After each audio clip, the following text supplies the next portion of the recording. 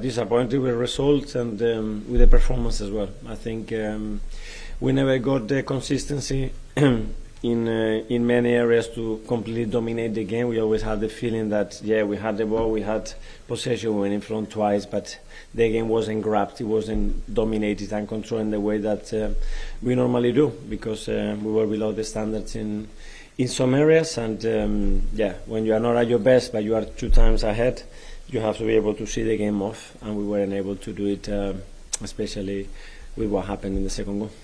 That PSG game is obviously just looming. Do you think that was in the minds of the players? I know you wouldn't want it to be, but do you think it was? Hopefully not, but we discussed that with Horace, and it wasn't there. And today we had still 6 days to prepare that match, and I don't want to use that. Obviously, we have missed a lot of players that haven't trained at all. They weren't able to do today, so we've been very short.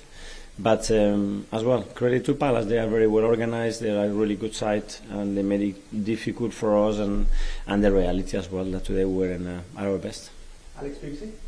Hi, Mikel. That's a 13th draw in the league. I know you've missed a lot of key players and had some difficult circumstances. But is there a particular reason you think we've had so many draws this season? Well, that's we haven't been able to see the games off for many reasons, and the margin have been too small. Sometimes create to the opposition. It's true that we play 5 times with 10 men. There are a lot of factors, but obviously it's something that we've done much better in the past, especially when we've been ahead in games, and today without really much happening, especially in the second half, we have to be able to see the game off. Jordan, I just wonder what your thoughts were on the Martinez that was disallowed and offside, onside, whether the ball was off or not. Did you have a good view of it? Did you think it was? No, it took a long time, but I haven't seen the replay yet, so I don't know exactly why the decision was. I don't know. And just in terms of the draws, is it a valuable lesson in terms of for next season?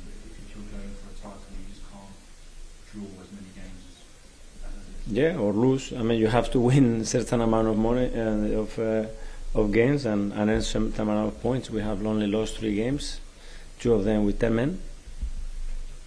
So we have to win many more.